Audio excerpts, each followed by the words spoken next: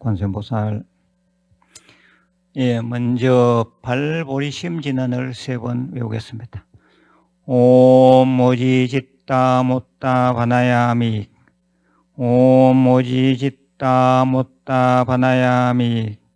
옴 모지짓다 못다 바나야미. 유튜브 불교대학 시청자 여러분 반갑습니다. 구독해 주시고 좋아요 눌러주심에 진심으로 감사드립니다. 이 시대는 인터넷 유튜브를 통한 포교, 절대 이 점을 우리가 놓칠 수가 없습니다. 우리 모든 유튜브 불교대학 신도들은 유튜브 포교만이 이 시대에 불교를 살릴 수 있다라는 생각을 가지고 포교해 주시면 감사하겠습니다. 실지 그렇습니다. 지금 대면 포교가 힘들고요.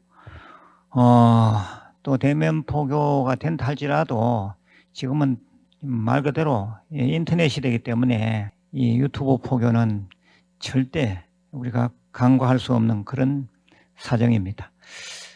아무튼 우리는 어떤 식으로든지 부처님 제자답게 법을 포교해야 하는데 이 시대에 가장 적절한 포교가 바로 대면 포교와 아울러서 온라인 포교, 즉 유튜브를 통한 포교가 아닌가 생각합니다. 오늘은 전전 시간에 이어서 보왕삼매론 3번째 단락에 대해서 공부를 좀 하겠습니다. 보왕삼매론. 이 보왕삼매론에 대한 전체 설명은 이미 해드린 바가 있고요. 첫 번째는 몸에 병이 없기를 바라지 말라 했고, 두 번째는 세상살이에 곤란 없기를 바라지 말라 했습니다. 오늘 3번째 날입니다. 3번째는 공부하는데 마음에 장애 없기를 바라지 말라 이렇게 나와 있습니다. 그래서 그 아래 더 설명을 하기로 마음에 장애가 없으면 배우는 것이 넘치게 되나니 그래서 부처님께서 말씀하시되 장애 속에서 해탈을 얻으라 하셨느니라. 공부하는데 마음에 장애 없기를 바라지 말라. 이걸 굳이 한문으로 번역하자면 구심불구무장 이렇게 번역됩니다. 구심불구무장. 여기서 이 공부라 그래서요. 공부에는 크게 2 종류가 있습니다. 첫째는 마음공부, 둘째는 경전공부입니다.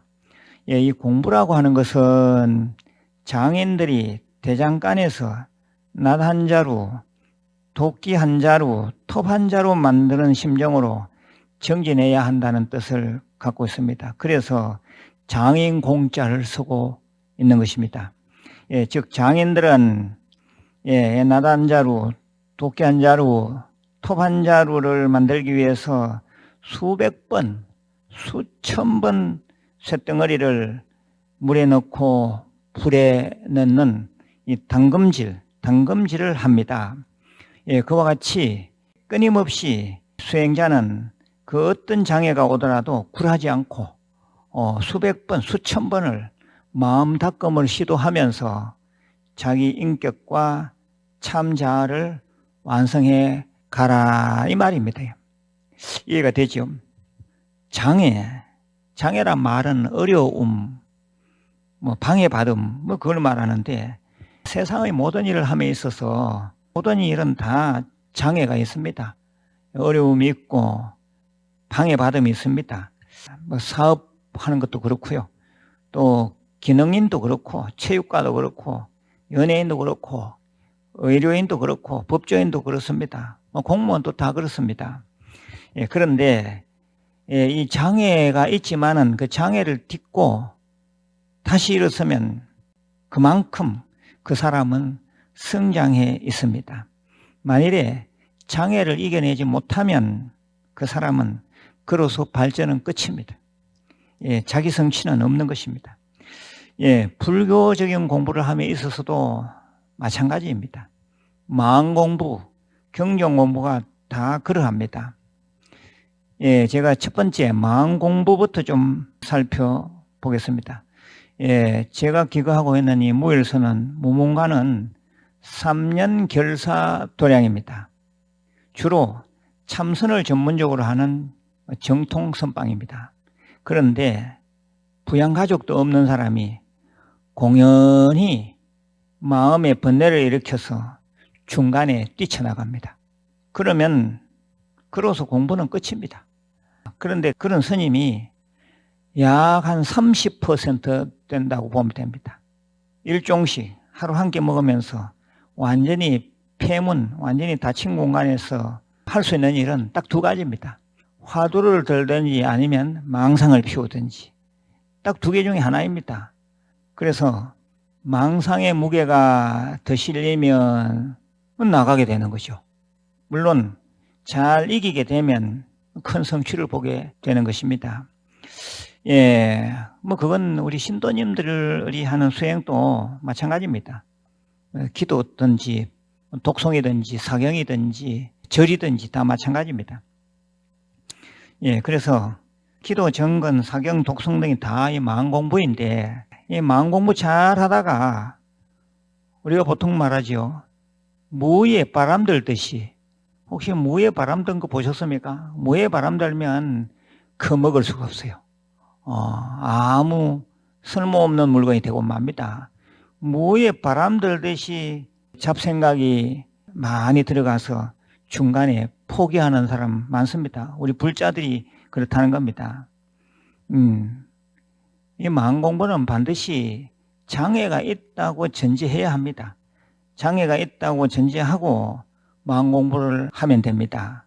그러니까 장애, 마음 가운데 번뇌 망상이 일어나면 그걸 똑바로 자각하는 것이 중요하고요. 자각하면 바로 본분사로 바로 돌아와야 됩니다. 그리고 또 내 마음을 어수선하게 하는 사람들이 있죠. 공부 중에는 자기 마음을 어수선하게 하는 사람을 절대 만나면 안 됩니다. 딱 날짜 정해놓고 내가 기도를 한다 했을 경우에는 그대로 해야지. 이 사람 저 사람 만나다 보면 마음이 풀어지고 번뇌 망상이 들어가서 그 기도는 그로서 중단해야 됩니다. 그래서 제가 말씀드리고자 하는 것은 마음을 어수선하게 하는 그런 사람들, 그런 일들은 절대 피해야 한다, 그 말입니다. 둘째는 경전 공부도 그렇습니다. 이 경전 공부도 잘하면 마음 가운데 큰 해탈을 얻을 수가 있습니다. 마음의 큰 해탈을 얻을 수 있는 것이 이 경전 공부입니다. 제가 누누이 말씀드리지만 부처님 당시에는 성문 제자들입니다. 다 부처님 말씀을 듣고 적석에서 다 깨쳤습니다. 우리가 성가에서도 은하에 오도한다 이런 말이에요.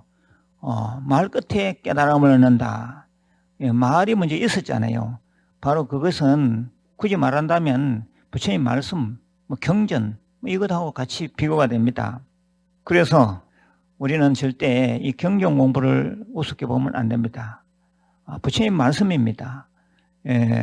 육조 해능대사도 금강경에서 발심했고 금강경으로 해서 크게 깨달음을 이루셨습니다. 그러면서도 육조스님은 그러면 그 삶이 평탄했느냐?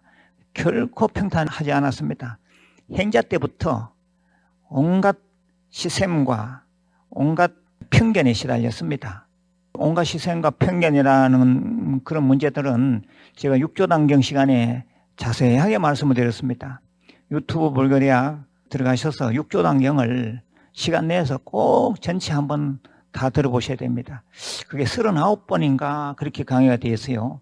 그걸 다 듣게 되면 참선은 이런 것이구나, 마음 닦으면 이런 것이구나 하고 조금 들리는 소리가 있을 겁니다.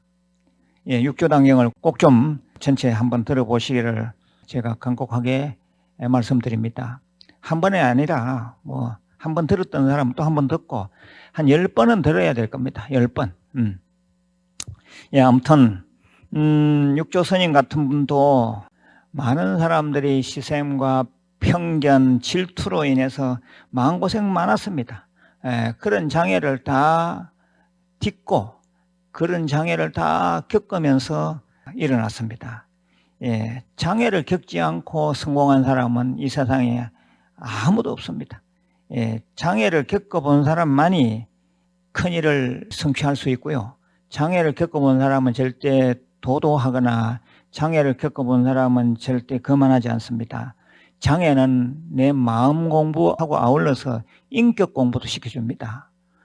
그래서 억지로 우리가 장애를 부를 건 없지만은 장애 때문에 내가 공부 못했다 이런 소리 하는 사람들은 근본적으로 좀 모자라는 사람입니다.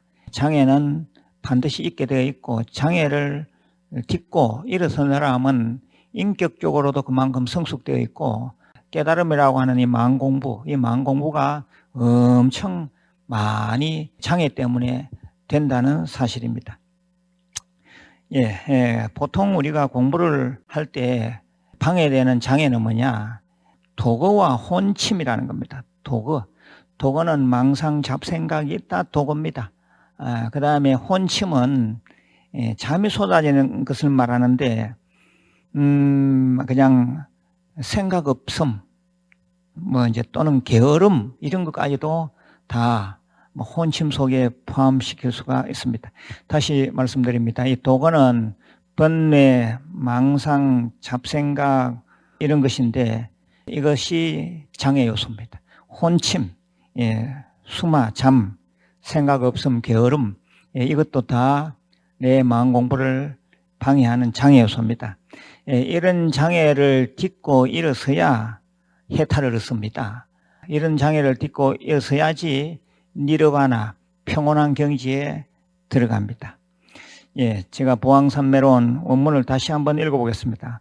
공부하는데 마음에 장애 없기를 바라지 말라.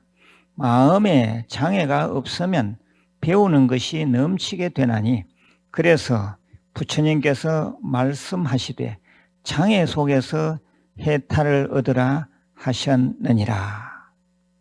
공부하는 데 마음에 장애 없기를 바라지 말라. 구신불구무장. 화면에 뜬 글을 좀 잘 보십시오. 구심불구무장이라. 우리는 공부하는 데는 반드시 장애가 있다고 전제하고 그 장애를 잘 간파하면서 그 장애를 딛고 일어설 때는 분명히 장애 때문에 큰 성과가 큰 그 무엇이 내 앞에 선물처럼 기다릴 것입니다. 보왕산매론 좀 자주 좀 읽어보시기 바랍니다. 내일 다시 뵙겠습니다. 관세음보살